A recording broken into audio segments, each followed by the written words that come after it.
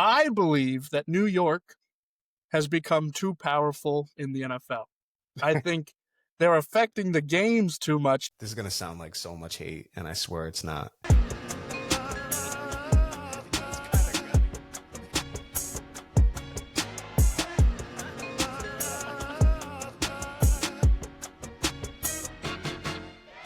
Welcome back to the Warner Brothas Podcast. I'm Kyle, joined today by my brother Keenan, joined today by honorary Warner brother Timmy G. It's football season. You know what time it is. Fellas, feels good to be back. Feels good to be home. How we doing? We had a crazy NFL Sunday. We've got NBA on. Started last night. We got Knicks, Cleveland Cavaliers on right now. How we doing, fellas? Great. It's great to see Lonzo on opening day. I know he hasn't done really much of anything right now, offensively, shooting-wise, but I think he's going to actually benefit that team a lot. But I'm glad to see him on opening day, and I'm great. Who was it? There was like an NBA ESPN guy who was saying that Lonzo would never play basketball again and that his knee was ruined. And then Lonzo responded with like him doing a pistol squat, and he's like, "My knee is fine. I'm doing okay." I remember the question. Lonzo clip, but I don't remember who said that. It was some drama where some dude was just reporting a bunch of nonsense misinformation saying that Lonzo's career was over and he didn't have a chance at rehabbing. His knee was too far gone. I just remember that specifically. So when you said Lonzo, it immediately made me think of that. We might have to get a fact check on that. That sounds like something Kendrick Perkins would say just because, just to be dramatic, but that vaguely sounds familiar. Lonzo Ball will never play basketball again. I don't know. Big Baller Brand only has one brother, and that is LaMelo Ball. You kind of sounded like Kendrick Perkins at first, and then you kind of morphed into like Mark Jackson there. That was like a Kendrick Perkins, Mama, Mark Jackson. There goes that man.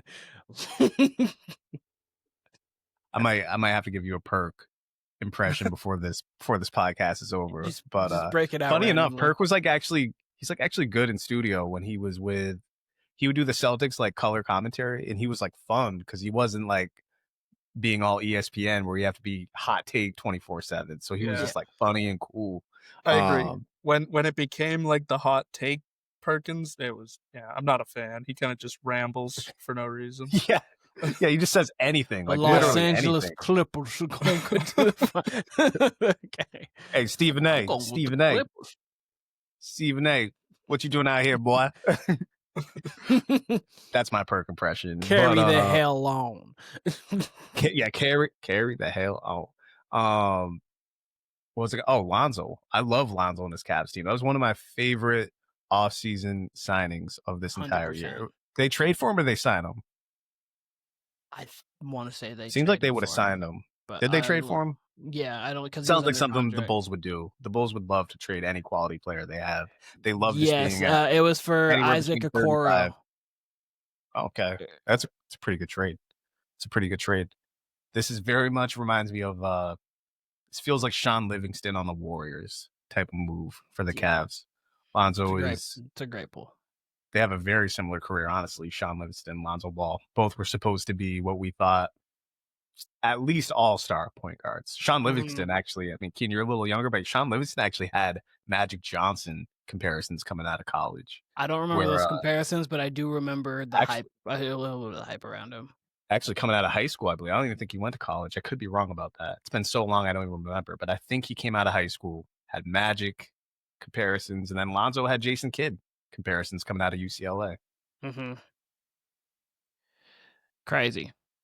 And then obviously the gruesome injury that he sustained, and then he became a guy who never missed a mid-range jump shot. Just 100%. It's true. You asked me when he shot for mid-range in his Warriors career, I would guess 85% because it seems that way. It seems like he never missed from mid-range. Never missed. All right. But Timmy, so you had something that you wanted to run by us real quick, and then we're going to get into a little game. So I feel like this year, pod-wise, we haven't really been doing a ton of review of the previous week. So there was something that we never really talked about that I'm going to bring up now because another thing happened that is very similar. So Jared Goff against the Chiefs, scores that touchdown, and then a minute and a half later, New York phones in and says, no, you have to throw a penalty and say it was an illegal formation. Mm-hmm. Last week, Vikings versus Philly. Yep. TJ Hawkinson scores a touchdown. Every ref on the field says it's a touchdown. New York buzzes in and says, no, that's not a touchdown, and overrules all of the refs. Mm-hmm. Hawkinson came out to the media and said that all of the refs grouped up and they all said that that was a touchdown, that they all thought it was a touchdown. There wasn't conclusive evidence for it to be overturned. But New York buzzed in and said there was evidence and that they needed to overturn it. I believe that New York has become too powerful in the NFL. I think they're affecting the games too much. Do you guys remember just 2 or 3 years ago, the only thing that they would get buzzed in on were like turnovers and touchdowns? That was it. Mm-hmm. If we're challenging like where the ball is, if we're challenging, did he have his feet in? Did he have possession? Things like that. But now we can quick interjection. Yep. Quick interjection. Sure. Not only that, only on like super controversial things too, that it seemed like you can't say either way. You see, last year, it might have been 2 years ago, they started allowing New York to buzz in and say, hey, that's supposed to be intentional grounding. And you guys didn't call it because there was no wide receiver over there. He didn't have a target. He overthrew it just to get out of it while he was in the pocket. Uh-huh. And at that point, there was a little bit of controversy at the beginning because the ref did not throw the flag. New York threw the flag. They've kind of started overreaching, in my opinion, on this in these situations. So definitely in the Detroit game, you cannot take away a touchdown because of an illegal formation call that the refs did not call. That is egregious. It's like saying, oh, you can't have that touchdown because of a holding call that they didn't call. In my mind, it's identical. So that was my stance. I just want to see what you guys think about it. Do you guys think New York has become too powerful? Do you think they got to kind of limit them? What's the deal? I'll go first real quick, Tim. I have to agree with you, and here's why. This past Sunday in particular, I found myself asking myself during these games, watching these games, I find myself saying to myself, and I've never like really thought this to myself, if something like a spot comes up that is questionable or like I thought it was a first down, but maybe they got it ruled short, I'm starting to think to myself like, oh, why aren't they going to New York about this? I've never thought that in any other sort of season. Real quick about the spot, about like, being short of the line to gain or this or that. They've got the chip in the ball now. That's something they use. Like I know in world soccer and tennis, that's something, if there's any dispute at all, they use, the technology on the ball to find out if it was on the line in tennis, find out if it was a goal in soccer. They seem to be using it whenever the hell they want in the NFL. It should be like, all right, if we're not going to use the chain game, if we can't figure it out right now, what does the ball say? What does the chip say? I've only seen it used a few times. There was, I'm not kidding, several times this past Sunday in particular, where it seemed like someone got a clear first down and they marked it like a yard and a half short, or maybe even that someone was short and they marked it as a first down. And each time I found myself saying like, all right, if they're not going to go to the chip, why aren't they going to New York? And I've never in my life, in my football viewing life, have thought, I wonder what New York thinks about this call or this non-call. I've never thought that in my life, and found myself the last 2 weeks more than ever thinking like, oh, what is New York? What do the New York NFL offices think about this call or non-call? So gotta agree with you.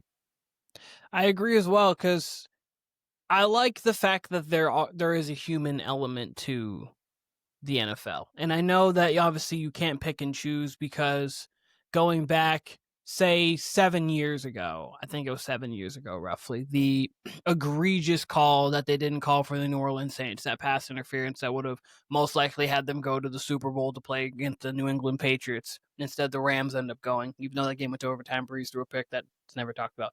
Neither here nor there. But that specifically, there's a reason why it's not talked about. I will say. Yeah, that. I know. I'm just saying they had an opportunity to go win the game anyway. They didn't win the game. But that play specifically was so egregious, and like obviously you wish they were like, okay, if someone could buzz in, those are the kind of plays that you wish you could buzz in on. But I think that there has to still be a human element to sports because there are humans participating in it. And I think that it's just get the refs to be better, because it's not like we have technology throwing the ball for Jalen Hurts, or we have technology running the ball for Saquon Barkley. If you're going to have, obviously, you want it up to the players, but there is just a standard and a level that you have to get to. And sometimes bad calls are a part of the game. So, like, that happens. Like, I don't think we need to deliberate for 2 minutes on Jared Goff shuffling his feet a little bit, which I also think is kind of a dumb rule to begin with anyway. But, like, whatever. We don't need to talk about that for 2 minutes.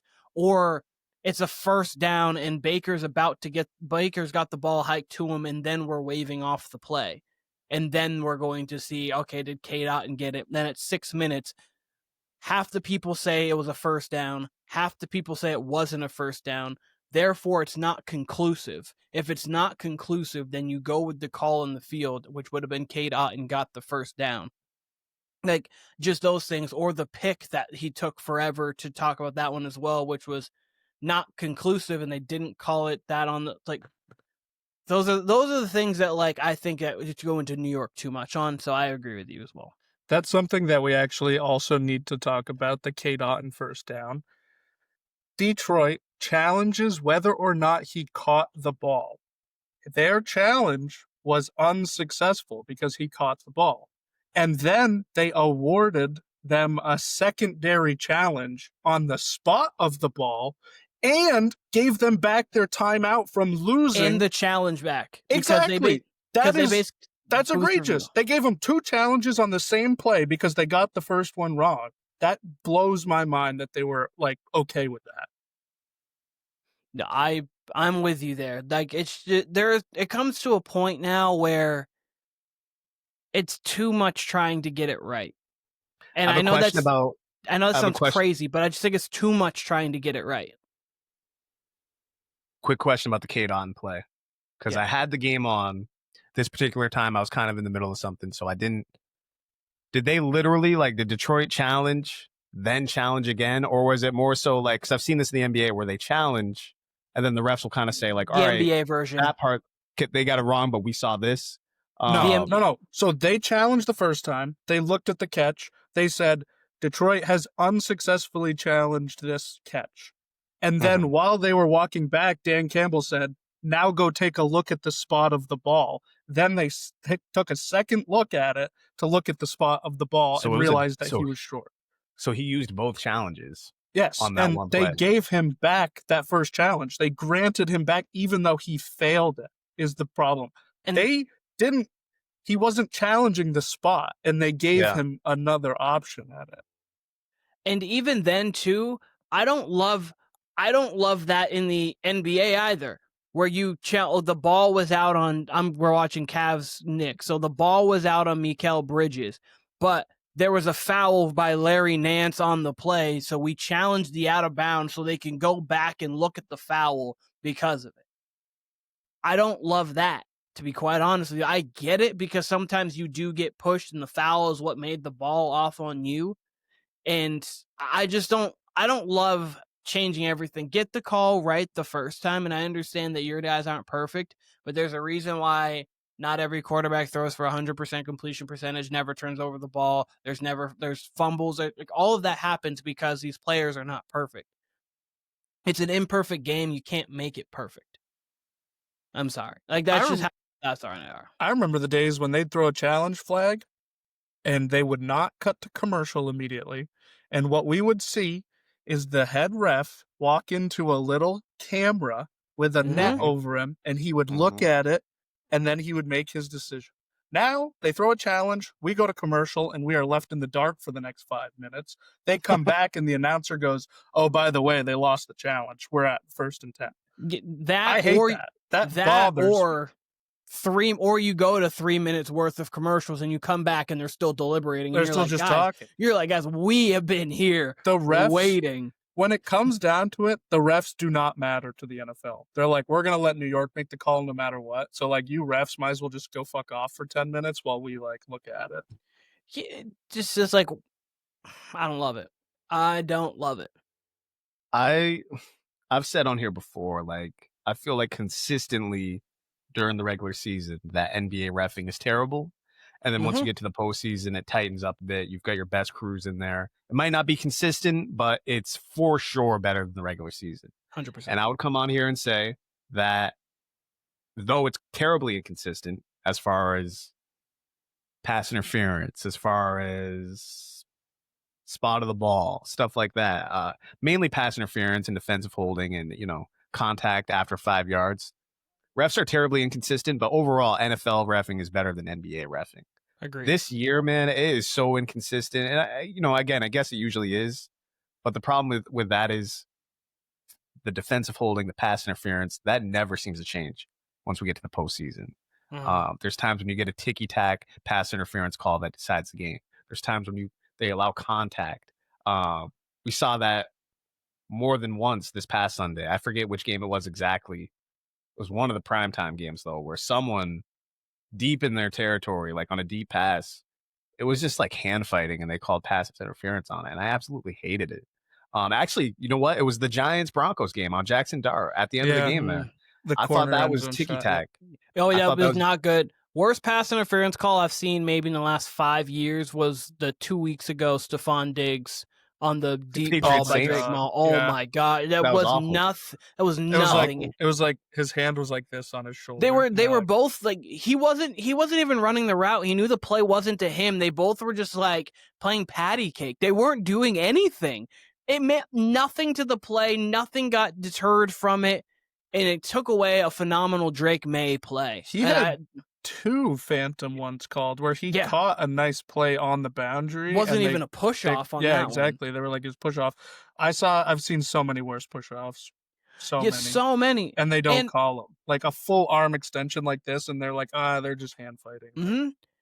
And the thing that gets me too is I'm fine with the inconsistencies of refs.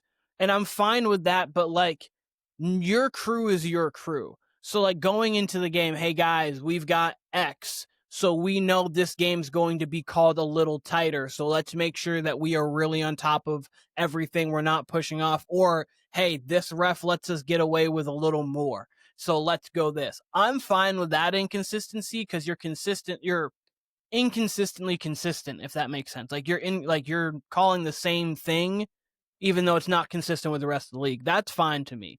It's when you get those inconsistencies within the game, where on one play you clearly see a full push off and you don't call it, and then the next time you see a guy barely extend and you call it.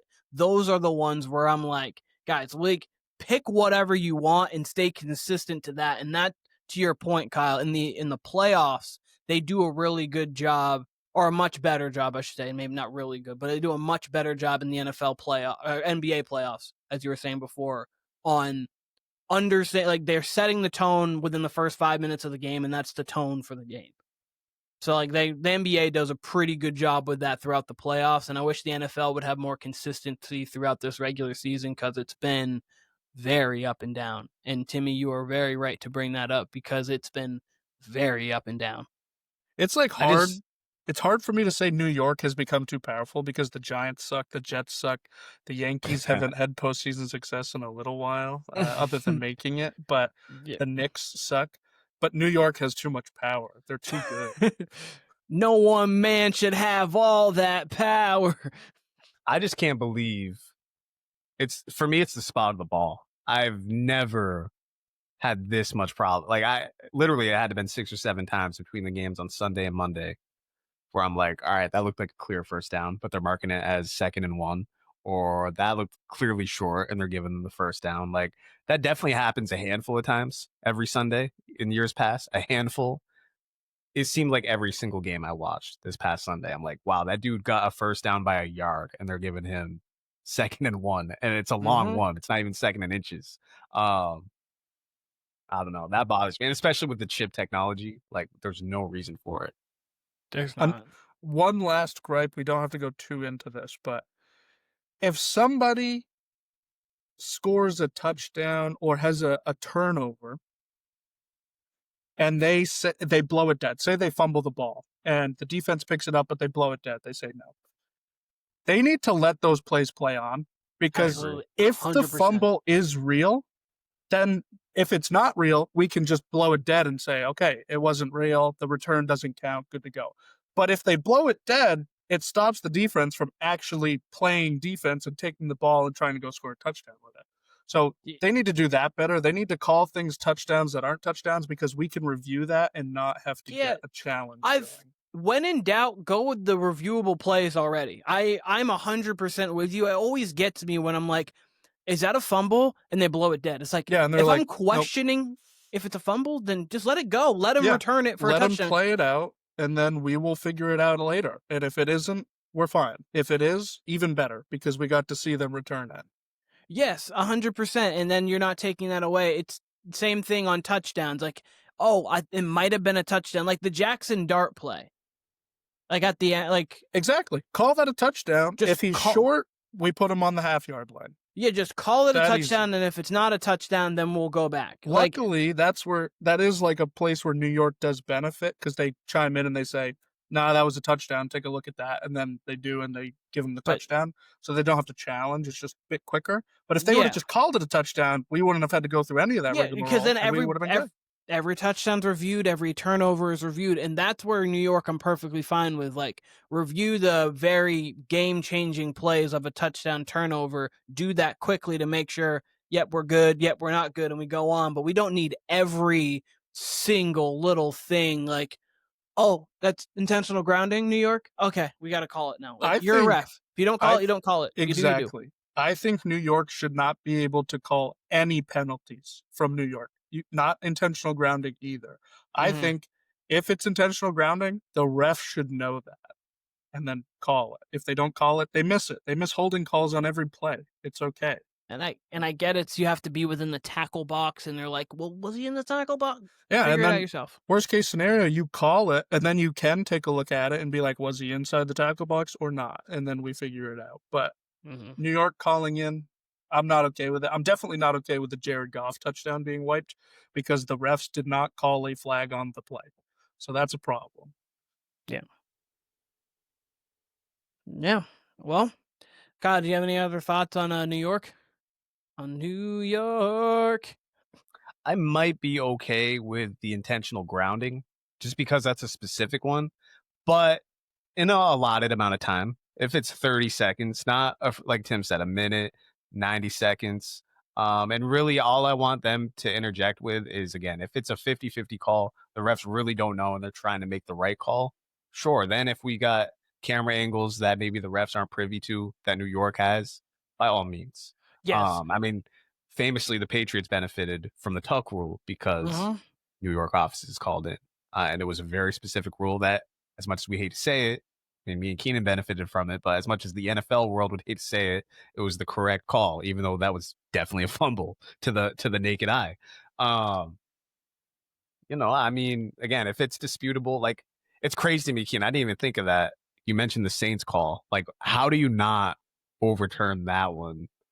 Those are the ones where you call in and you're like, hey, but you here's threw the ball thing. And you body checked him. That's probably And here's the thing too, Timmy, and I know this is kind of what you were alluding to. Review the plays where you throw the flag already. Don't allow yourself to throw a flag when you didn't throw one. Exactly. So when in doubt, throw the flag. Like if you think it could be intentional grounding, just throw it so you can get a quick look. Because it really does. I mean, it takes me 15 seconds to figure it out. They put up the little lines. Was he in? Was he out? Nope. Anyone in the area? Nope. Okay, we're good.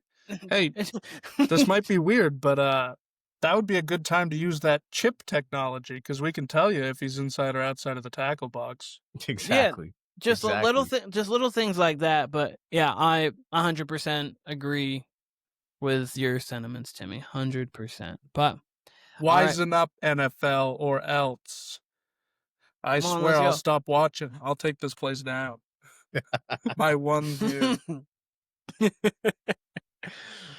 Alrighty. So we are going to play a little game. It's called Can You Picture It? I'm going to list off different scenarios from different teams, players, and such. And you're going to basically just see, can you picture it? And then you're going to give me yes or no. And you're going to give me a little reason as to why you can or cannot. All right. So first one, I got 9 of these. First like one. Oh, what's up, cat? If that cat turns off my computer, I'm sorry. But it might. What's up, cat? All right.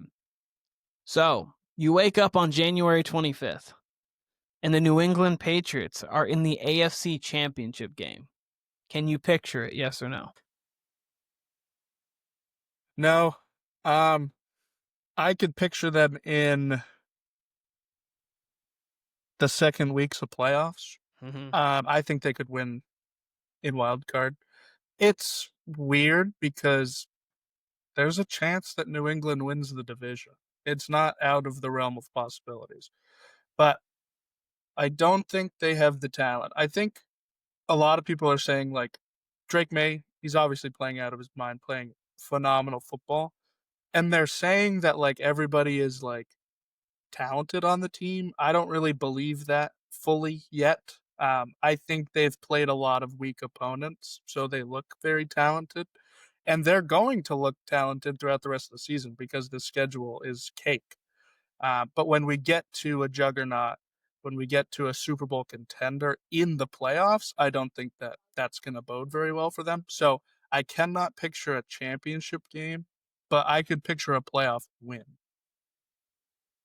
Okay. Kyle, you? I'm the worst at these either or games because I'm going to give you a very literal answer, Keenan. Literally, no, I can't picture it right now, but also I can because I've seen weirder teams in the NFC or AFC Championship Commanders game. last year. Commander, yeah, we didn't expect the Commanders last year. We didn't. Blake Bortles with the Jags facing our Patriots. I never would have expected that. Case Keenum and the Vikings, Yep. right? Titans, Ryan Tannehill. We've seen far weirder teams every year. So literally, yeah, sure, I can picture it. Do I expect it, though, necessarily with this Patriots team? No, they're very clearly going to be a playoff team. They are way ahead of schedule for me, and I think that Bills win has catapulted them. So yes and no. You know what? I'll give you a lean. I'll say yes because of the teams we've seen in the past. I will say that. So- we've seen much weirder teams. But do I think they're one of the best 7 teams in the league? No. Obviously, they're one of the better 7 AFC teams, technically, literally. But, I think there's definitely better teams behind. Like, I won't name names, but I think there's better teams than them. So, do I think that they're a top 7 team in the NFL? I don't. Do I think they're a top 3 team in the AFC? I think they're very capable of being that because I think you've got Kansas City, and then they beat Buffalo, but I still have Buffalo ahead of them. They have more pedigree over there. And then after that, it's a lot of teams that they can compete with. Indy is a team that we're not 100% sure on yet, but they look phenomenal. Or the Steelers, who have always been in this situation where they're a good team, but they have a better quarterback than they've had since Ben Roethlisberger was there. So you expect them to be a little bit more viable in the playoffs. So could I picture it? Would I expect it? No, but can I picture this? Yes, I really could. And I think it's really matchup dependent because if they do get a home playoff game and they get, say, the Jags first round, which is a possibility, or the Steelers first round even, or not, like whoever the first round may be, I think they could easily win that game. And if they did have to see Buffalo coming to New England, they can win that game. Would I bet it? No. Do I think Josh Allen in that situation would be more poised to win it than Drake May? I do. But I do think that's a winnable game for the Patriots because they've shown the fact that they've already beat the Bills. Yeah, they're not going to be afraid of Buffalo. They're not going to be afraid of Buffalo. Yeah, it's really kind of matchup dependent. I don't think they're going into Arrowhead and winning a playoff game, like that's those kind of things. Like, no, I don't. This team's not ready for that yet. If the Chiefs even went to New England, I'm not feeling like, man, we got that Mahomes guy wrapped up. We were chilling on that. But I do think because of how weak the AFC is, that it's possible in the AFC. If you said they were in the NFC, I would say no. Just there's too many teams. We'll probably do this at other points of the season, but just for the sake of it, can we go through their schedule? Yeah, absolutely. Give me about 10 seconds, and I will read off the rest of their schedule. Take on Cleveland this week. Yes. They have Cleveland this week, and then next week they have Atlanta. Then the week after that, they're at Tampa Bay. Atlanta at home. Atlanta at home. And They're got just on a Cleveland at 3-game home. road streak. So they got Cleveland at home, Weird Atlanta game. at home, Win. Tampa Bay on the road. Loss.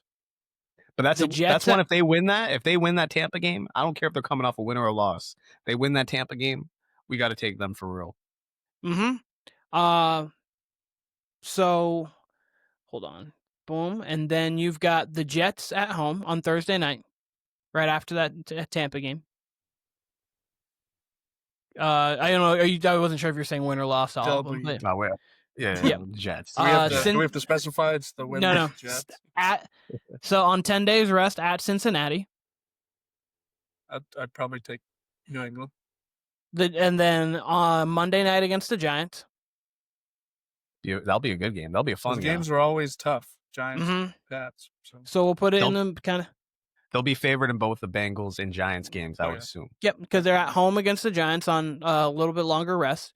Then a bye week, and then you play Buffalo at home. You would assume maybe Buffalo because you don't think that they're going to sweep, but that is off of a bye at home. I don't know who Buffalo has the week before. Baltimore. Edge Buffalo. Edge Baltimore. Absolutely. Buffalo, Baltimore. And then New York in New York. And then Miami at home. That could be 3 losses. So I think in this right here, we have them presumably 6-3 with one game in, with the Giants game being one of those weird ones. Obviously not saying they're going to win. I think they lose no more than 4 the rest of the year. Okay, so that would make them 11-6, if not 12-5. So 12-5 with the way the Bills have been playing might get you the division, and 12-5 might get you a 3, a 2. 12-5 should be a 2 seed. Yeah. A 2, depending on what if the Chiefs can run off something, or if the Broncos can run off something, or the Colts.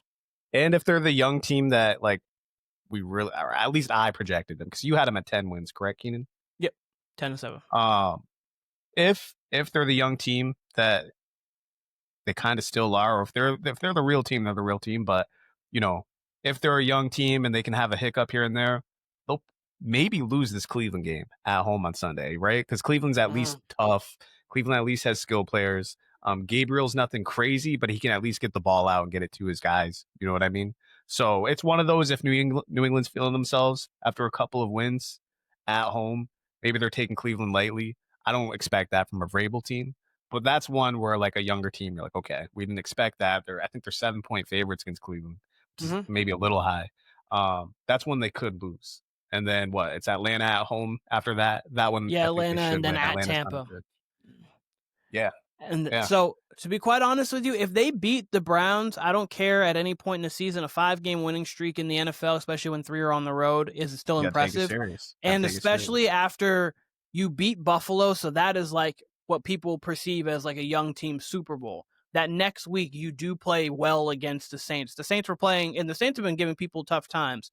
So you beat the Saints, and then you rout the Titans in the way that you're supposed to. So you're beating the teams that you're supposed to in which ways you're supposed to. Like the Panthers, you blow them out because they're on the road kind of thing. So the Patriots are showing to be more of a real team than just kind of like a flash of 15 minutes of fame kind of team. So interesting, but cool. We're going to move on to the next one. Cool. All right. It's January 7th. You just enjoyed a great week 18 of football, and you realize the Jets, they're winless? Can you picture it? They got to play Miami again. I don't think I can picture it. It's really rare for a team to lose every game. I think there's got to be a win or two that we could salvage out of there. The Miami game, by then, Tua might not even be starting for them, so maybe it's just a terrible game. Do they play Cincy this week? Is that right? Yeah, play Cincy this. I'll give you their. I don't hate their chances this weekend against Cincy. I really don't. I think it could be a really good game for Cincy, but Cincy's defense isn't good. Maybe the Jets with Tyrod keep up if Garrett Wilson plays. So I'll say no, but you can read the schedules. Let me read the schedule real quick. They have Cincy this week, then they have a bye. Then they're home against Cleveland, They're at winning New that bye England, week. at New England, at Baltimore, home against Atlanta, home against Miami, at Jacksonville, at New Orleans, home against New England, at Buffalo. I'll give you their one win. At home versus Atlanta. I was thinking about Atlanta today, and I was thinking about a word that would describe them. I came up with it. Atlanta is a light switch. They're either on or they're off. They do not have a middle ground. They either suck or they are like dominating. And we see it week in, week out. And on the road, they tend to be a little bit worse. So that game right there, I'll stamp it. Jets. Kyle. Yeah.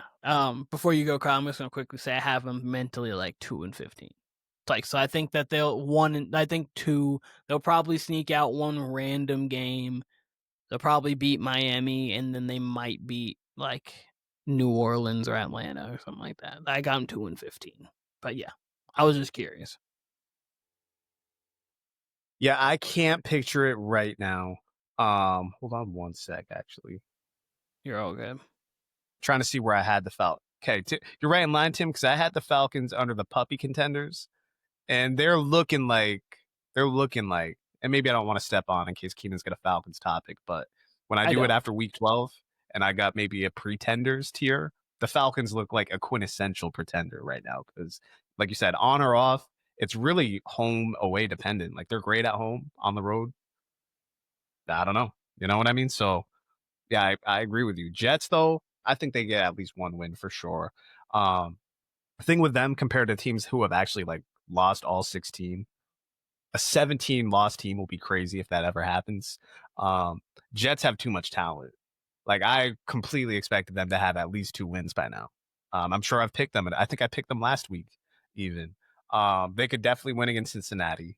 They could definitely win against Miami or one of those Saints games or that Jags game. I wouldn't be surprised if they won. The Jags would be dying to lose that Jets game. No, that feels like a Jags loss too. Like just for the fun of it too. Like it's almost like the Jags plan this type of stuff out too. Like, hey guys, let's go lose to the Jets today. Like I know people think we're for real, but let's go lose to the Jets. The Jets have too much talent. It's kind of weird that the Fields thing didn't work out. Tyrod's like as good of a backup as you can have in the NFL. It feels like I've said that about like 5 different players, but Tyrod for real is like a legit good backup. He can move the ball with them.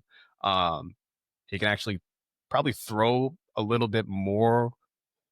Like he's probably got more of a live arm than Justin Fields. Justin Fields has got a better arm, obviously, but Tyrod can probably throw more variety of balls. Justin Fields is like just a go route, like just deep routes, just does fire slant over the middle. That's Justin Fields. So, I kind of like them and deep shots. honestly, and then a scramble. But the way Tyrod's career goes, and I've said this on this podcast a couple weeks ago, it seems when you've got 2 quarterbacks around the same skill level, there's always an injury that happens. So Tyrod's bound to get injured. Justin Fields is bound to come back at some point. And whether it's Justin Fields, whether it's Tyrod, they'll win. I think they still win like 3 or 4 games, honestly. Weird things happen at the end of the season. Fair. No, that was interesting. I just was looking at it. I would have put the Titans, but they managed to find a way to win one. On accident. If there would be one team, Keenan, it would be the Titans because they are. I would have put the Titans. But they did find a way the back and if they were going to win a game like that, it would be Arizona that would give it up. So like that's the team. But okay, let the Jets go 0-17 though, and I will be one happy person. I will never let that go. I'll be. Do you guys think they would fire Aaron Glenn? You've got to. I wouldn't because like the team is just a shell, but like so like I wouldn't, but like at the same time, I don't know how you say, hey, we got you year 1 and we thought we had enough talent to win 5 or 6 games and you won us 0. You couldn't get 1. That's really hard to say you can come back.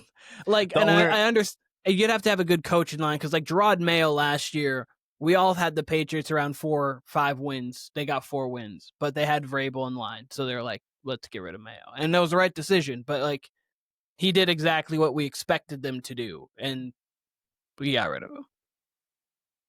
Yeah, Mayo was bad. Mayo was a bad coach, and Aaron Glenn has back-to-back weeks neglected to throw a Hail Mary in obvious situations.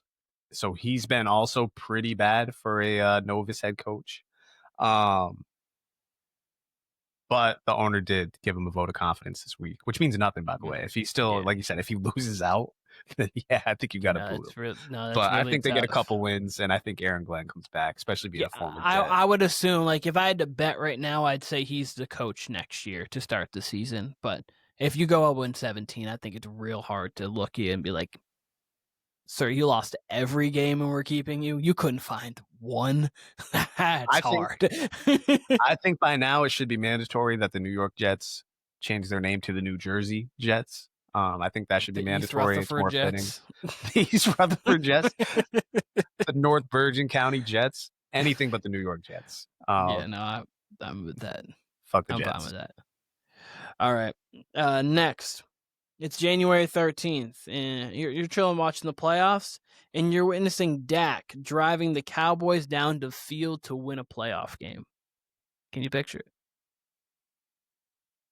I guess. I think Dak's playing really good football. I mean, like, I'm supposed to answer this no. I'm supposed to say no, the Cowboys with this defense aren't going to win a playoff game, but we've seen crazier things happen. So, and he is playing very, very good. The whole offense is. So it really wouldn't surprise me. Guess just matter who, but yeah, I didn't want to put a specific team, because obviously you don't know how it's going to play out. But yeah, Dak is driving down the field to win a playoff game. If they somehow were to pull like San Francisco or Green Bay first round, no, absolutely not. Those are games they lose. But like against the right team, they could win. Hey, maybe they play Philly. I think they could be Philly. Damn. But not an injured San Francisco or not Green Bay. Not just from the history, there's no way that they would beat those two teams. Okay. So I would give them a better chance to beat Green Bay than San Francisco for some reason. And even though I think San Francisco's not as good as Green Bay, and I understand the history of Green Bay, but like their San Francisco history is tough too. Like but I'm with you in both of them. I would probably say they're not winning the game. The same way, like Green Bay wants to see any team but San Francisco in the playoff. They don't want to see San Francisco. It's like, golly, like why just can't do it? Not in the playoffs. Kyle, your thoughts? Dak driving down for a playoff win. Yeah, picture it. Yeah, I can picture it. Absolutely. I mean, out of the four of us, counting Brandon Petty, I think I'm the most all in on the Cowboys at this point, or the most optimistic on the Cowboys. So I can absolutely see it. If you got an offense like that, defense played well against the Commanders this past week. Granted, that was somewhat Mariota too. But Cowboys are in talks possibly for Max Crosby as the Micah Parsons replacement. So, I mean, hey, yeah, as long as you got that offense and that defense can improve just a little bit, there is a ton of season left. Yeah, I think they'll be in the playoff hunt. I think they'll probably be in the playoffs. And I think they're a sleeper contender. So, yeah, I can definitely picture it. They got Max Crosby. Jerry Jones would be like, we just got the better version of the best passer. we got the white Micah Parsons. They spend the two first that they just got on Max Crosby. And Kenny Clark. Like, see, I told you we could fix the run. They take those two first and Kenny Clark and just trade it for Max. They don't do anything different. They just somehow top the Micah Parsons trade. That might top the Luka trade somehow. Oh my God. It's so they just say, hey, we're going to take these assets and just get as if you wouldn't just keep them. But anyways, all right. I'm in the same boat with you, Kyle. I have confidence in Dak getting there. I know obviously Dak's was a little hot button topic on this podcast in the past. It's now moved to Jalen Hurts. He somehow won me over. He has somehow won me over. He's been balling. I wanted him in New England at one point because I was like, hey, Bill Belichick can get all the defense right. We get that there, we'll be okay. But yeah, no, I could definitely see Dak leading a touchdown drive to win a playoff game. To get to a championship game, though, let's calm down. not there yet, but a playoff game, yeah, got it. All right, next. Picture the NFL had a Heisman-style ceremony. So, like with the Heisman, you have people actually go to the event. So, like all They your kind of do, Heisman right? They do have all the finalists stand in the same room and do that. I didn't think that they had that better, but anyways, they probably do. I don't Don't know they got why. like the NFL awards on the weekend off in between the Super Bowl and Yeah, they championship? do. But I guess I never pay attention to that. Like I pay attention to like the updates, but okay. Picture the awards. Sorry, NFL awards. We've got 5 finalists. I'm gonna name you these finalists and picture these guys being there: Baker Mayfield, Patrick Mahomes, Daniel Jones, Drake May, Sam Darnold. Can you picture it? And you can say like specifically, like you don't have to be all 5 or no 5. Just who can you picture it? I'll go first.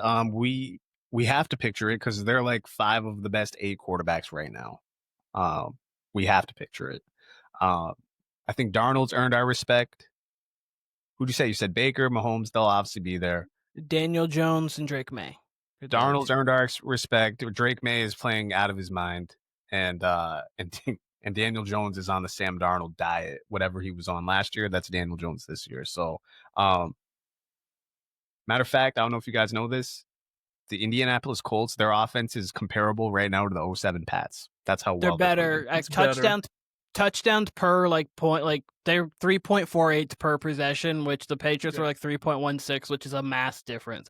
So yeah, I mean, I guess we got to consider him. I don't see that falling off anytime soon. I mean, they might come back to like below 07 Pats but if they're elite right now, why wouldn't they be elite 7 weeks later as far as offense goes?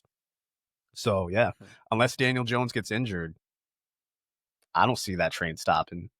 Drake May would be the one maybe who comes back to earth a little bit just because he's super young. But if he's just this good this early, why not?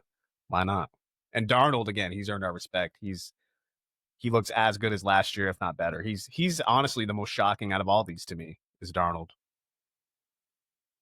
If we're talking maybe not shocking. If we're talking MVP, like these 5 are lining up for the MVP award, I would say I can't picture it.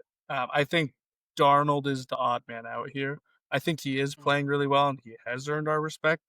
But even if he's playing as good as he was last year, we didn't view him as an MVP last year or even in the conversation of MVP last year. If you subbed him for Matt Stafford, I could see it. I think Stafford's playing incredible ball right now, and I think I think is going to continue all year long, barring injury.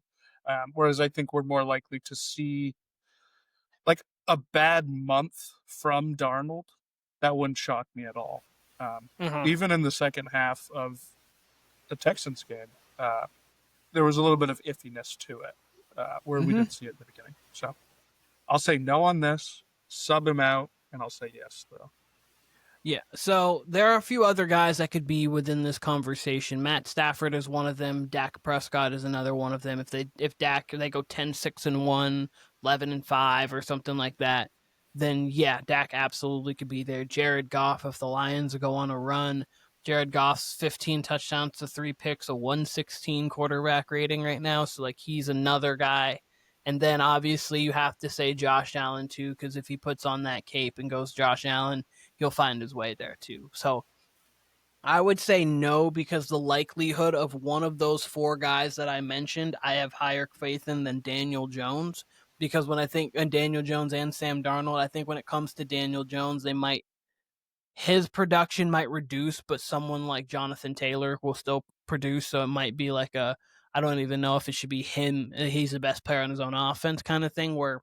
So I brought these names up though, because right now it's crazy. Obviously Baker and Patrick are the 2 guys like they're just like there right now, but it's just interesting to think, because before the season, if I said, hey, Sam Darnold and Daniel Jones are going to be an MVP consideration about halfway through the season, it's crazy. Did you see that Donovan Mitchell play? Yes. Yeah. That was a crazy shot. Yeah. I think the NFL needs to create a new award, and we've seen it the last like 4 years now. They need a most improved player award. Like, they need that because Daniel Jones probably isn't going to win MVP. He probably isn't going to win Offensive Player of the Year, but he deserves some recognition for what he's doing. Sam Darnold deserved it the year before. Baker Mayfield deserved it. Joe Flacco Yes. deserved it. All these players are now Mhm. ineligible for Comeback Player of the Year. So we need like a most improved award like the NBA does. Like we I need like to that. give some sort of I award. agree. Hell, they could call it the Joe Flacco Most Improved Player Award. No, I think that they should because I agree with that 100%. And then I think that you should just eliminate the idea of quarterback getting Offensive Player of the Year. Like I think that the Yes. Offensive Player of the Year just should be the MVP of everybody else. Because I understand that their quarterback is obviously a much higher valued position, so like it's hard to you can't really impact the game like that at other positions to that extent unless you're Jerry Rice or Lawrence Taylor or guys like running back LaDainian Tomlinson, Sean Alexander, guys like that who have won in the past. But yeah, no, I'm with you, Timmy, because you do deserve recognition for the play that you're doing. Like most improved, that would be like Drake May could be in that most improved conversation too. Like he's been like from year 1 to year 2, the leap has been insane. So I think that a most improved for the NFL would be great. And you also don't have to only highlight quarterbacks. You could highlight those defensive players or the running backs. So you're like, oh, he really took another step this year, like Javonte Williams. Like another guy where like, oh, okay. I mean, but he like obviously, and guys like that could also kind of be within like your comeback player of the year. But like, I agree with the most improved. All right. You could even do it by position too. You could even do it offense and defense because there's enough Yeah. turnover and there's enough improvement year to year for these guys. Real And, quick, Keenan, you made me yeah. think like about players who had such an impact like that aren't quarterbacks. You could Mm-hmm. really, and I'm sure this was made the case like at the time, but you could really make a case that undefeated Pat season that Randy Moss should have got MVP with the 23 Oh, absolutely. touchdowns and how much of a direct impact he had from '06 to '07. Oh, absolutely. I I mean, wish, obviously Brady threw for 50, but like I would have gone co-MVPs. I would have been fine with that. Gone yeah, a little go two, I think it was with McNair and Peyton. there's just so many years where a position player, whether it's offense or defense, has more of an impact on the quarterback who ends up winning it.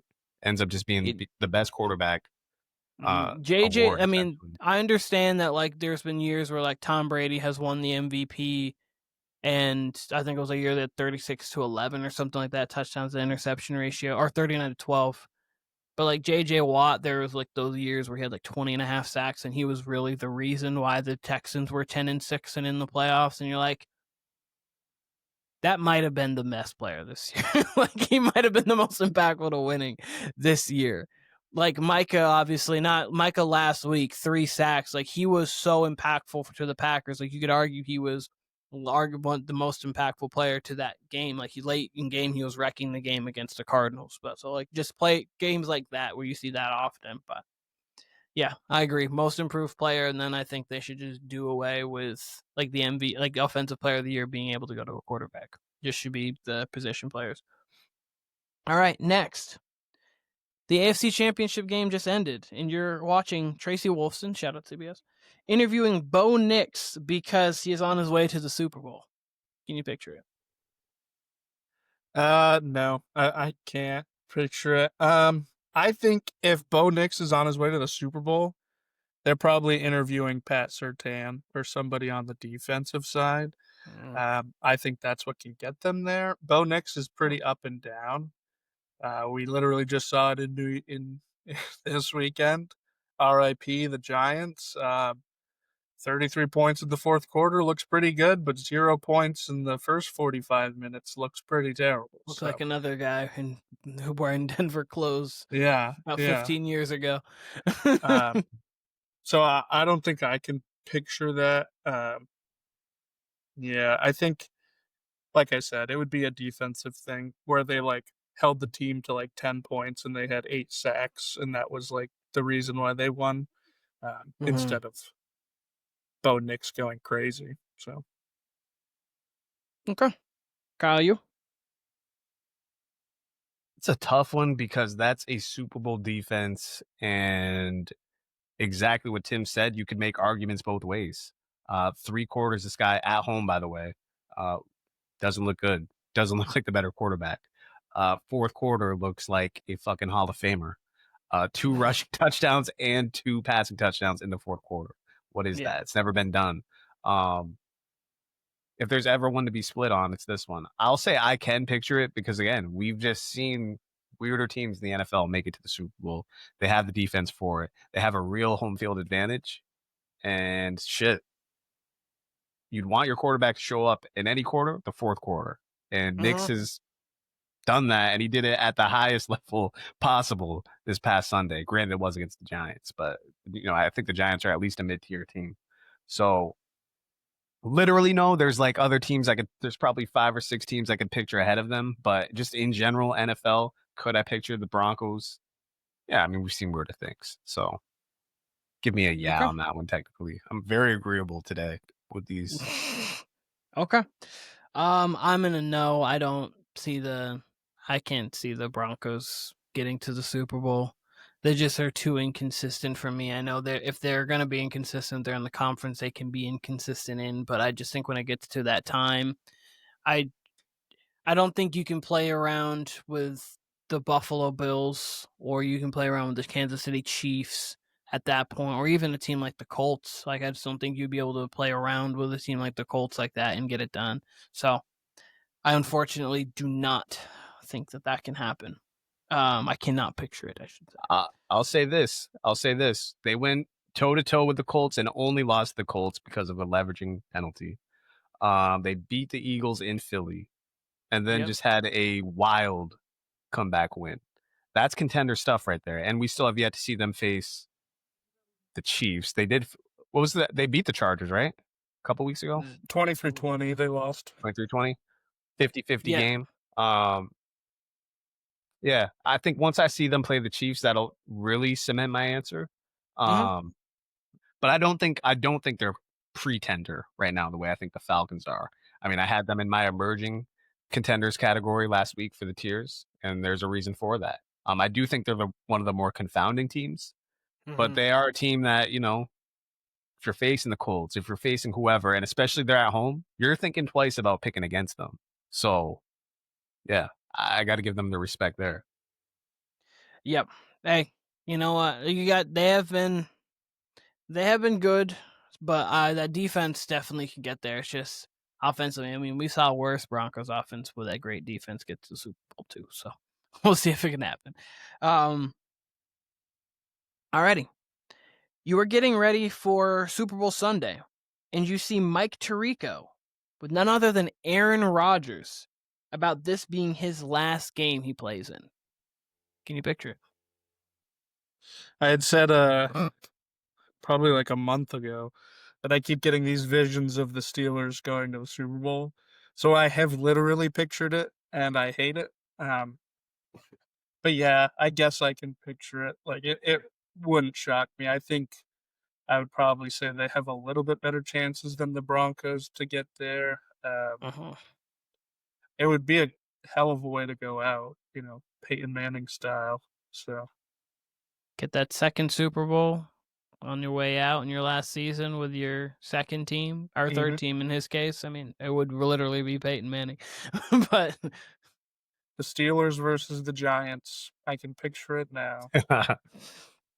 I was going to say to add to it, but I decided not to against the Packers. That would be cinema.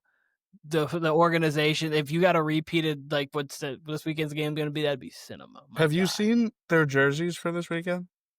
I have not yet. Dog shit. I hate them. I think they look terrible. Steelers are they like the 1920s? Packers? They're the yellow out jerseys. Yellow helmet, yellow jersey. Not Bumblebee, but I think they look bad. This is the Steelers. This not is the Packers. Yeah. This is the first game since I don't remember the year, but it's like a long, long time that two teams have played each other, both with yellow helmets on. Oh boy, that's going to be ugly. It's gonna be gross. It's By the the way- yellow. It's all yellow with the black lines in the front of it. Is that Yeah. the one? Yeah. Okay. Yeah. Like the 1920s jerseys or some shit. Oh. love it. The Chargers just debuted their piss-colored jerseys, and those looked terrible as well. I did not like the look of those. The dehydrated piss jerseys. Yeah. It was like Yeah, I the need- Jags color rush jersey from 10 years ago. Whatever. I need They water. look so bad. I do Yeah. not. Water jerseys. Yeah, I need water jerseys. Kyle, Steelers Super Bowl. Okay, so this is a Steelers Super Bowl question, not a Aaron Rodgers retiring question. No. It was more of like if you want to put it to that too, you could picture I can't picture it being there, but that was more so the vision was Mike Tirico sitting by because NBC's doing the Super Bowl this year, so Mike Tirico sitting across from Aaron Rodgers, asking. Yeah, I mean, hey, if I got the Broncos, if I can say I can picture the Broncos in the Super Bowl, I can definitely picture the Steelers win the Super Bowl. And if you heard me before the season, I was a little more bullish. I think a lot more bullish on the Steelers than most of this podcast. And me, for sure. And they look like they're going to win the division. Whether that leads to a bye week, we'll see.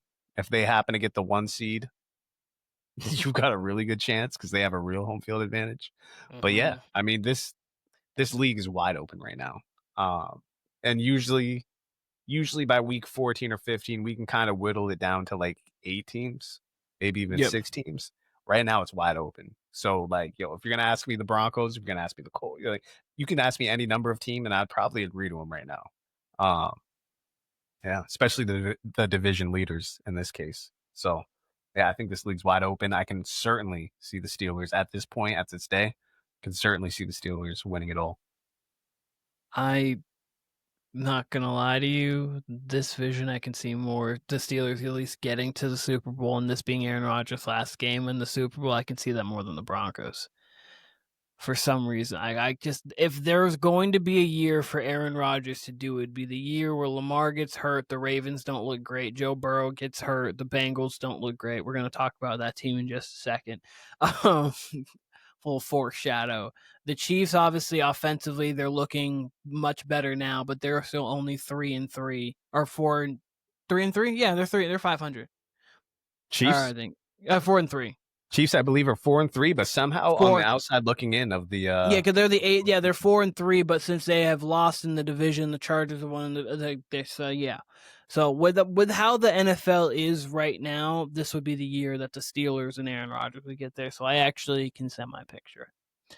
All right, I got 3 more.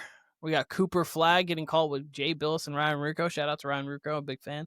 But shout out to Cooper Flagg's first game. We can call him Vermont as Vermont people. We can call him our own because he is from Maine, so he's one of us. New England family. He's one of ours. But so it's December 21st. The Bengals are 6-8 with a chance to win out for the division, or for a wild card. Either way, just as a scenario. And Joe Burrow takes the field in Miami on Sunday Night Football, and Cooper Flagg lob on first play. Golly, golly, they're gonna try to blow the house down on play 1. Sorry. Bengals 6-8. Joe Burrow coming on the field with a chance for them to get to the playoffs on Sunday Night Football in Miami. Can you picture it? And he tears his ACL walking out onto the field, and the season is over. I'll probably say no. I honestly don't think Burrow comes back. I think we see this a lot of the times where they just come out and they're like, oh, yeah, he's ahead of schedule. There's a good chance he plays. There's too many, different things going on here. So, 1, there's a chance he doesn't come back. 2, there's a chance that by the time he does come back, they have 3 wins or 4 wins, and they're not even close, so there's no point in him playing. And then, there's, never mind. I was going to say there's a chance that Joe Flacco is playing so good that they don't play Burrow, but that is not going to happen. So, hey, we're going to go with Joe Flacco's no, stay down there, son. I would love for that exact situation, Keenan, that you just gave. I would pay any amount of money to see that in their practice room or their meeting room. So guys, it's week 12. It's week 13. We are gonna go with Joe Flacco. Just like that. They're debating. They're like, Flacco's like, "What are you doing here?" He's like, "Practice." He's like, "Go sit down." I got Burrow, why are you in the red practice jersey? Yeah. You're not with the ones. Should be playing like scout safety or something. Like, We're gonna be going with Joe Like Daniel Jones. Flacco. Flacco, you're our choice. That'd be so insane. I love it. Yeah, I All think right. there's too many factors, so I'll say no. I don't picture it. Mm-hmm. Fair. Okay. Keeping it curious. consistent with my theme that we've seen weirder things in the NFL. We've seen crazier runs in the NFL. I think I even gave this exact situation out last week, right? That like I feel better about the Bengals with Flacco than with Browning. So maybe not 6 wins. Maybe I can't picture that. That seems a little steep. The one thing I can't picture the most out of all this, Keenan, that you said was that the Bengals and the Dolphins will be playing on Sunday night. That'll sure as shit be flexed to a 1 p.m. game at this point. We are not as of right seeing now. As of right any now, bit that's of the the Sunday night Dolphins. game. That's the Sunday night So, game. Just saying. if I'm taking it at face value, that's the one part I cannot see. Everything else, I could see a world where maybe it's 5 wins. Maybe it's not 6 wins, but maybe it's 5 wins with a very outside chance, and you're bringing Burrow back. I can see that. And Okay. even 6 wins, like, sure. Again, we've seen weirder things. We've seen teams get hot. And hey, if they beat the Jets on Sunday, you're feeling more confident. You're just feeling that much more confident.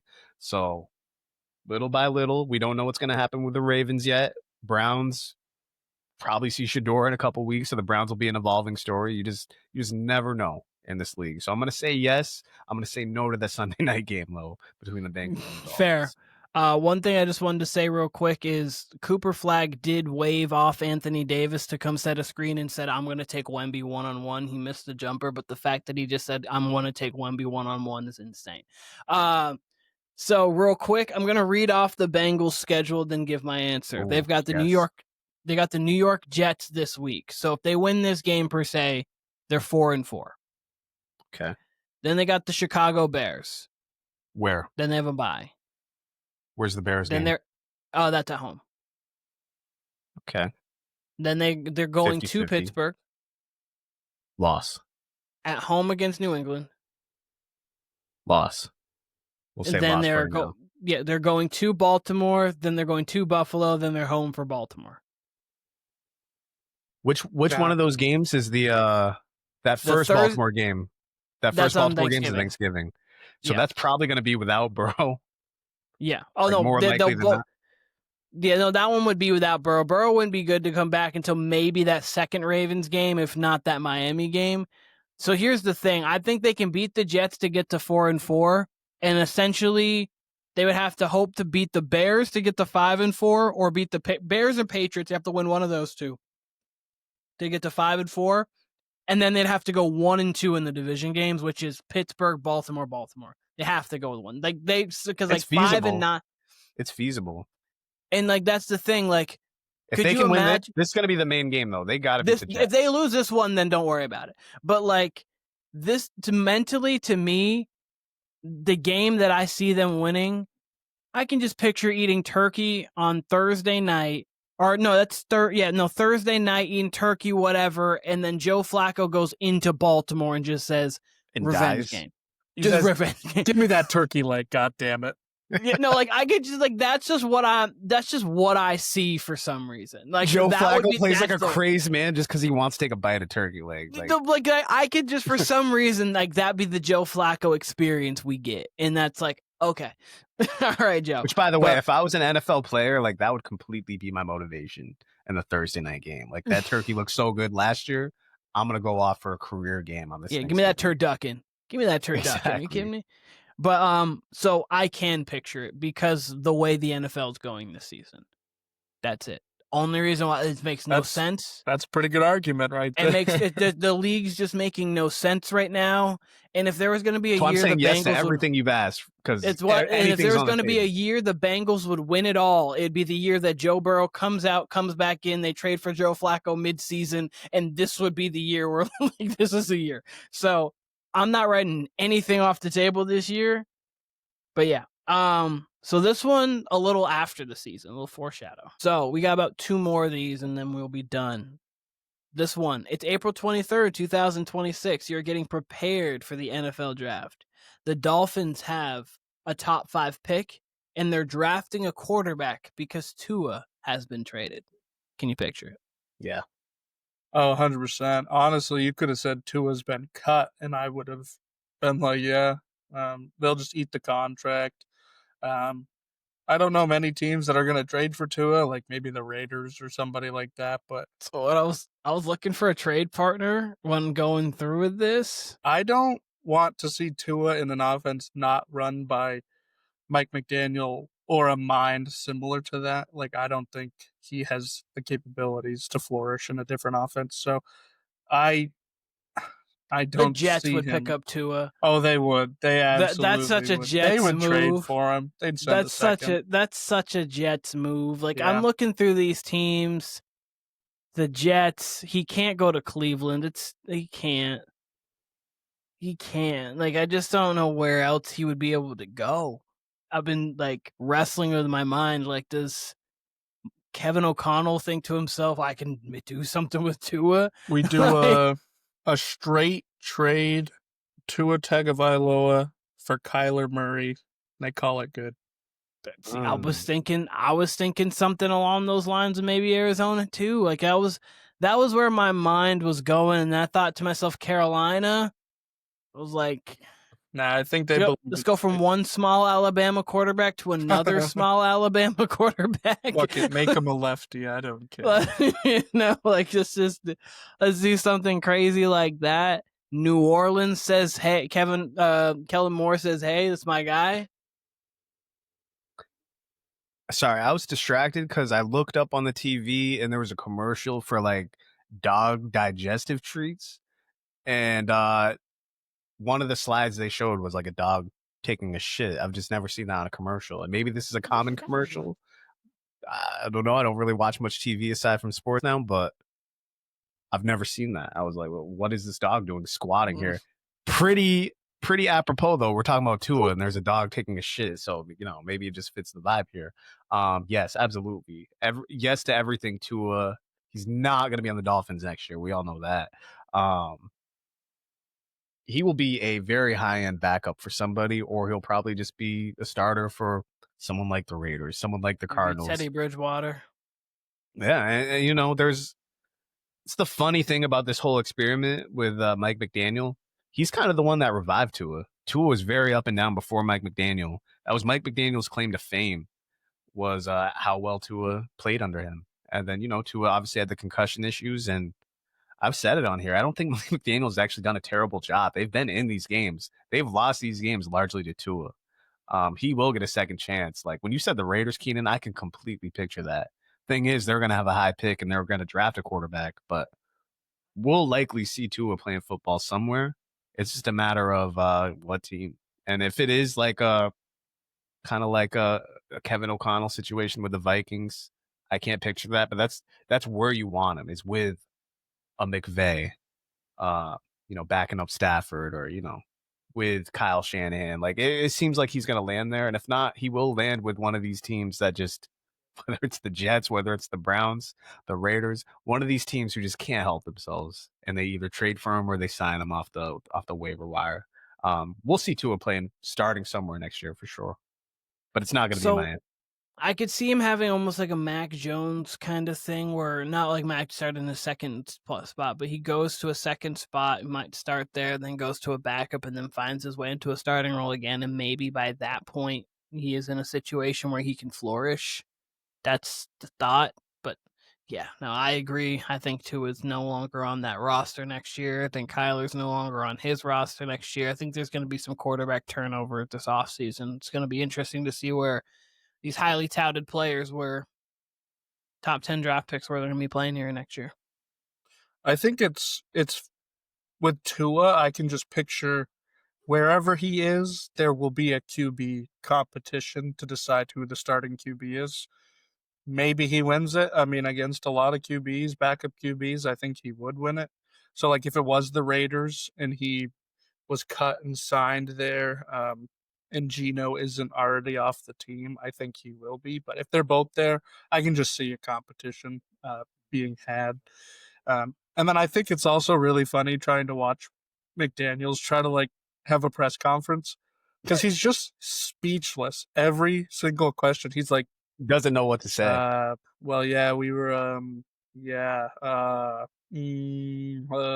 it's like some of his answers are so legit. Like Kyle said, he's not doing a bad job coaching, but one of his answers was, yeah, I kind of expect my starting QB not to throw 10 picks. Like, yeah, that's a pretty big deal when you can't really run an offense when your QB's just like, you can have the ball now. My bad.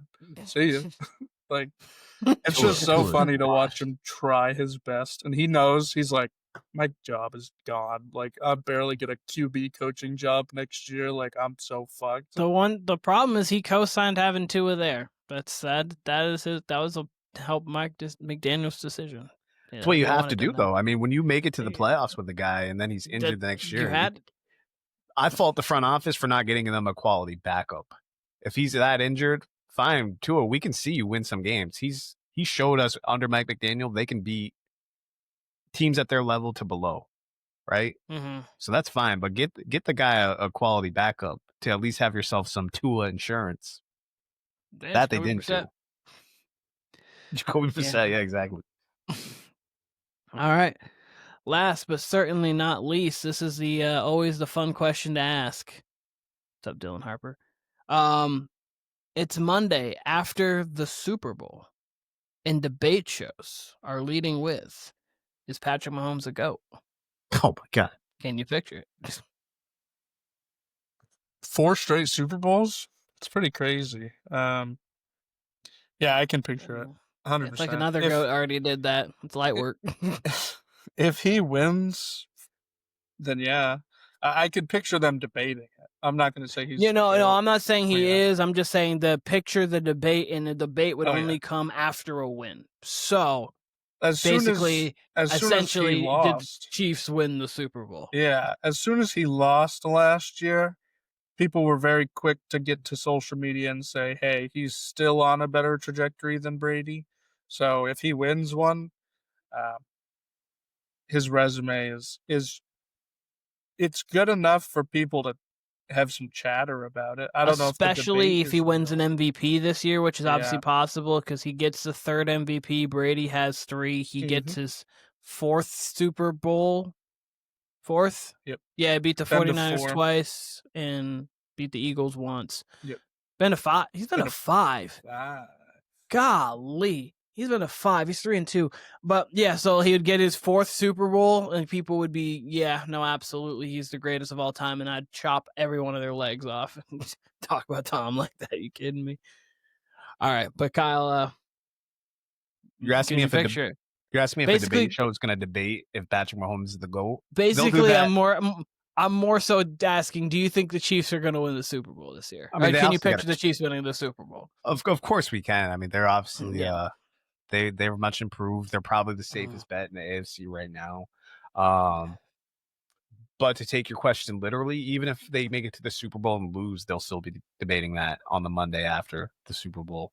Because these debate shows. Can Patrick Mahomes still be the GOAT even though he lost another Super Bowl? They can't help themselves. They were asking this after his first MVP year when he had that insane year and brought the Chiefs to the AFC Championship game that year. It was a LeBron conversation at that point. Like when LeBron won his first, and they were like, "Is he better than Mike?" Fine. Like if they started to bring it up today, you would be like, you know what? We can hear the conversation, but it's just brought up 13 years ago. I'll never forget Rory McIlroy won his first major, and it might have been the Masters. It must have been the Masters for SportsCenter to react like this. I don't remember. We can go back and look, but he won his first major, and SportsCenter was like, I've never seen anything like it. Like, it was worse. I'm not kidding. It was probably worse than Mahomes and LeBron with the whole GOAT thing. They were like talking about him as the next Tiger immediately, and like the whole day. I've never seen anything like it. Because they're always searching for the next instead of just letting that be what it is. It's like every time in music, if you're like, oh, is he the next Mike? Is that the new Mike Jack? Is that the next Prince? You guys calm down. Like Anderson .Paak's really good, but like, weirdly, I hear it less in music. Thankfully, no, I you hear it less less in music. No, but... thankfully you hear it less in music. But could you imagine every time? Like, you really only, if I can recollect, it was like Usher and Chris Brown, the only people really that were ever getting like those mic talks. And then obviously when Chris Brown said "Hey" to Rihanna, that went out the window. Hey, get over here.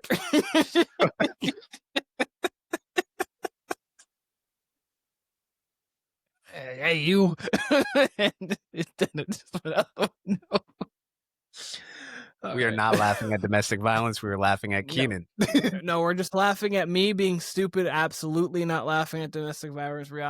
Domestic violence. Rihanna, hope everything's going okay. Oh, man. Hope you have music coming out sometime here in the near 10 years. It'd be pretty cool.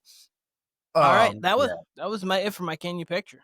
So I feel like we need a 10th. You got 9. I feel like we need a 10th. We need a 10th.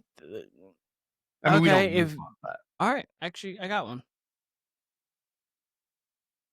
So we got a bonus one here that I came up with on the spot. This one's actually going to be multiple years down the line. Wow. So, I'm going to say 2031, roughly. 2031, 2032. We're hearing the finalists for the Hall of Fame. In his first year of eligibility, Matthew Stafford is a first ballot Hall of Famer. Can you picture it? I could picture it because I think Stafford could get another Super Bowl this year. He could potentially play next year and get one. And if that's the case, 2 Super Bowls. He was at one point like the best. I know that's like an argument we've had. At one point, Stafford was like the best QB in the league. His first year with the Rams, he threw 50 touchdowns. He had an insane year.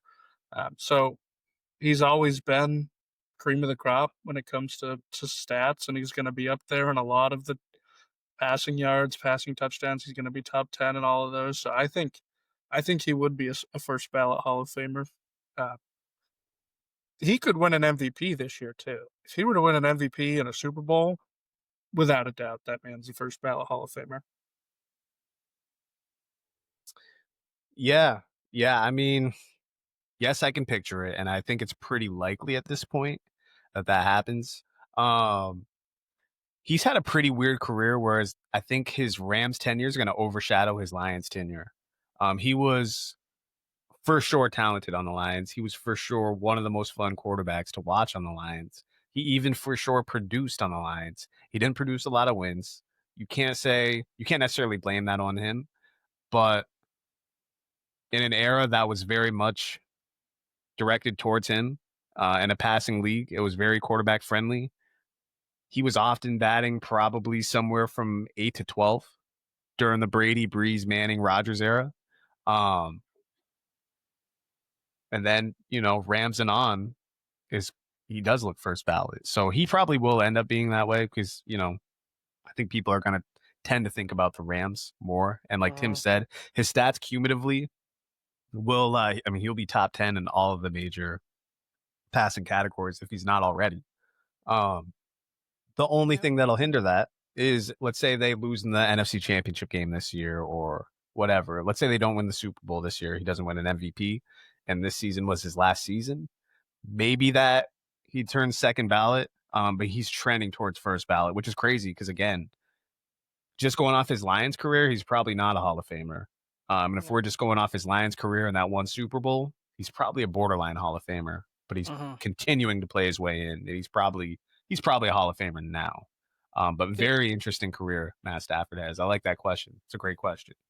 Yeah, I would lean towards yes, because I do think that even if he doesn't get to the Super Bowl, I think the consistent excellence that he's had with the Rams in a Rams uniform, people are going to remember that, and they're going to just remember this consummate pro who could do great things, who was one of the best throwers of the football ever. When you talk about like arm angles and like the arm talent and all that stuff, a lot of people put Matt Stafford in that conversation with Aaron Rodgers, with Patrick Mahomes. So I was trying to think of an NBA comparison just barely off the top of my head. It would have been like if Dame, when he went to Milwaukee, ended up getting a championship and then stayed in Milwaukee and like the tenure went well. Because like a guy who was in a lesser market, obviously Detroit's a big market, but in the scheme of the NFL, Detroit's not one of the blue bloods of the NFL kind of thing. Obviously Portland's not that in. I think right now, the fact that they're really good, I think that it's coming along. I think they're one of the OG teams, so I think they're one of the blue bloods. Well, I mean, true, but like, are the Cardinals a blue blood? No, but like I was thinking more in my head, like they weren't like a media team, more so like what I mean by that. Like they weren't like a media popular. So you didn't really talk about like how you talk about Justin Herbert. I mean, also media was different, but you don't like how we talk about Justin Herbert today. And I think that's just the prospect of him. Like, if he can't get it done, Matt Stafford was just kind of a guy who got talked about, but not to the same level. Unless I'm misremembering, you would remember a little more. I would say how Stafford and Herbert are talked about is very similar. Okay. I would say Herbert's this era. Here's the thing with Matt Stafford though. Going through his Pro Football Reference, how many Pro Bowls do you think he played in? Probably he should have played in or made both. He should have. I would say he should have like 5 or 6 with the talent he has, but I think 3. He's been overshadowed, so I would say like 2 or 3. Yeah. So he's got 2 Pro Bowls, and he's got two all pros. He's got 2 all pro second teams. Okay, that would make sense. Then. And then let me just go through his main QB stats here: touchdowns, interceptions. Right, rookie year 13 to 20. Next year he gets injured. He goes 6-1, 6 touchdowns, 1 interception. So 1 or 2 games. 41 to 16. Third year in the league. 5,000 yards that year too. So that was when you're like, oh golly. Then the next year close to 5,000, but 20 and 17. Then 29 and 19. Then 22 and 12. Then 32 and 13. Then 24 and 10, 29 and 10. So he's getting consistent, but nothing. It's kind of like this: 21-11, 19-5, 26-10. Rams 41-17. 10-8 gets injured the next year. 24-11, 28, and then right now 17-2 MVP pace. So not up and down as far as like bad, but like his downs are like average, and then his ups are Pro Bowl, All Pro, Hall of Fame levels. So not as explosive as I think, but when he does reach those explosive peaks, it's kind of after like an average couple of average seasons. And then career record. I mean, we talk about this with Eli. His career record: 2 games under 500 and 1 tie. He's 113, 115, and 1. And then we get a postseason one here. Let me see. I think he's only made the postseason like 3 times. So postseason record 5-5. 5-5. So he's dead on 500, much like Eli. So he's probably closer to Eli than he is Aaron Rodgers, obviously, to say. So yeah. Our debate with Eli was, is he first ballot or not? I think he's a Hall of Famer, but not first ballot. Yeah. So, and that's the interesting thing with Matt Stafford is I think when you think though of Eli Manning and then you think of Matt Stafford, the difference there is like Eli really never had many, if any, top 5 quarterback seasons or top 3 even. And you could point to a few years where Matt Stafford were like, oh, that's like a top 3 quarterback. Like the all pros matter. That means like you were a top 2 quarterback voted on or a top 3 quarterback voted on for that year. So those are the things that kind of stick out a little bit more than the Eli portion of it. But at the same time, it'll be interesting. If he wins an MVP this year, which is very possible, and then they win a Super Bowl, I think it's a no doubt. And 2-time Super Bowl champion, MVP, that kind of thing there. Like, I think that'd be great. But I was interested in going through just because Matt Stafford's one of those guys where I think no one now has like a bad word to say about Matt Stafford, and like everyone loves him. Like, so he's just one of those guys you don't really hear bad words about. Like, he's definitely not talked about like Eli, and his career again is pretty close to Eli's, very similar to Eli's. And I think that was, golly, that's a fake Wemby highlight. Oh my goodness gracious. Wow. I need to see this. Sorry, it's 27-25 with like 1:15 left. I don't know if you're ahead or behind me. I'm like 15 seconds behind, actually. Oh, sorry. About the dunk? We can cut that pass, and then pass back to dunk. Jesus. Just the Yeah, I mean, how he, it's all Nerf hoop for him. golly, man, people are just gonna hear random Wemby talks. But anyways, so yeah, okay, I'm gonna cut that out and probably come back in here. I'm gonna have a Who's couple zero? other Who points is zero on the Spurs, bro? Because he looks in. like Jordan McLaughlin. Looks Okay, like, all right. He looks like yeah, he looks like a generic player who would be like on yeah, your my player in 2K, like in yeah, the friggin' G League showcase or some shit. yeah. Golly, all right, I'm gonna close this out.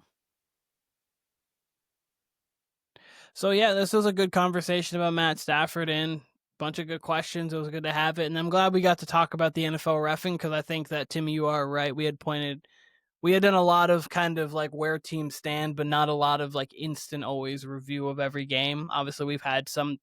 We didn't get to talk about a lot of the late games, but it's been good. But this has been the Warner Brothas podcast with. Oh wait, Kyle, what's up? Thursday night football. Thursday night football. You are right. Thursday night, we've got the Minnesota Vikings and I'm gonna the have to use Los this Angeles feature more. Chargers. The raise your hand feature. We Does got it the actually come up on the Minnesota. outside? It just said the hands they're raised, so I see a little thing for it. Minnesota Vikings versus the Los Angeles Chargers.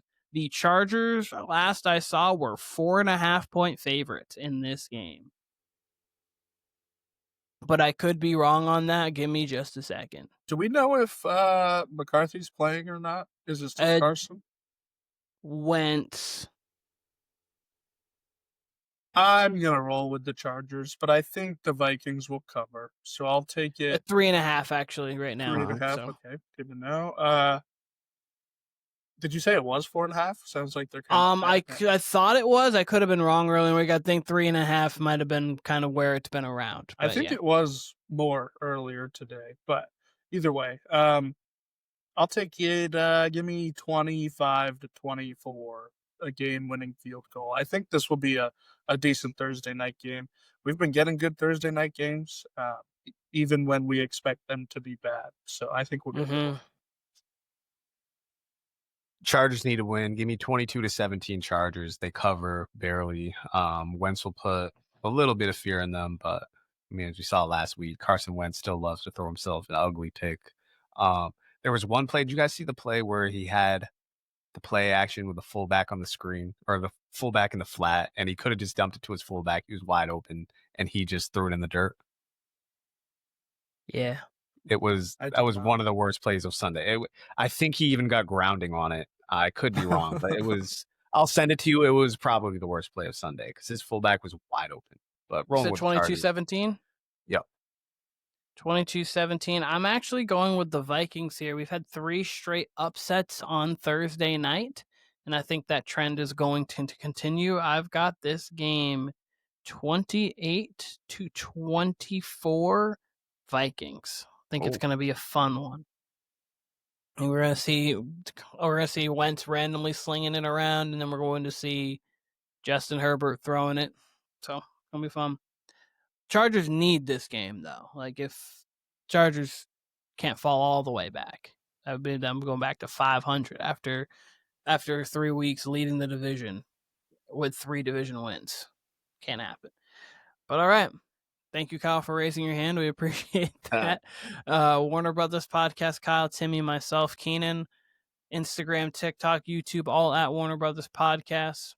We'll be back. Thank you, guys. Appreciate it. We'll see you guys very soon.